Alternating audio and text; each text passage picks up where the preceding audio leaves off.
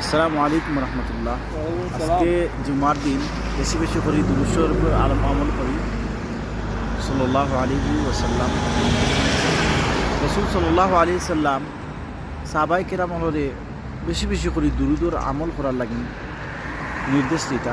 বিশেষ করে জুমার দিনও বেশি একটা গুরুত্ব দিতা আর বেশি বেশি করে দুরূদ পড়ার আমলের চেষ্টা করি। দুরূদের মাধ্যমে আল্লাহ রাব্বুল আলামিন আমাদেরকে সব ধরনের বিপদ আপদ বালা মুসিবত তনে আল্লাহ রক্ষা করবা এবং 10টা নেকি এবং 10টা নেকি দিন এবং 10টা গুনাহ আল্লাহ মাফ করে দিন।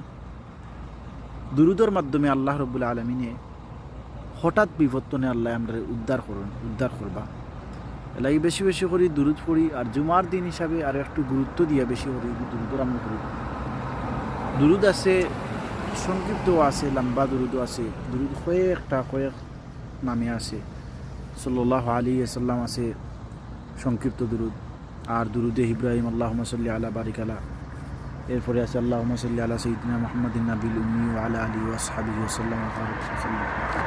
তো যে একটা কারণ আপনারা একটা পড়বা আর দুরূদের মাধ্যমে আল্লাহ রাব্বুল আলামিনকে পাওয়া যায়।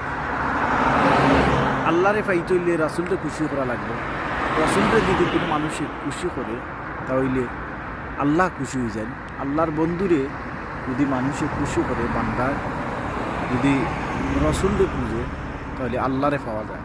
তো যাই হোক, আমরা বেশি বেশি করে দুরূদের আমল করি আর বেশি বেশি করে আমরা জুমার দিনও সূরা কাফ তিলাওয়াত করব এবং দুরূদের আমল করার চেষ্টা করব। আসসালামু আলাইকুম।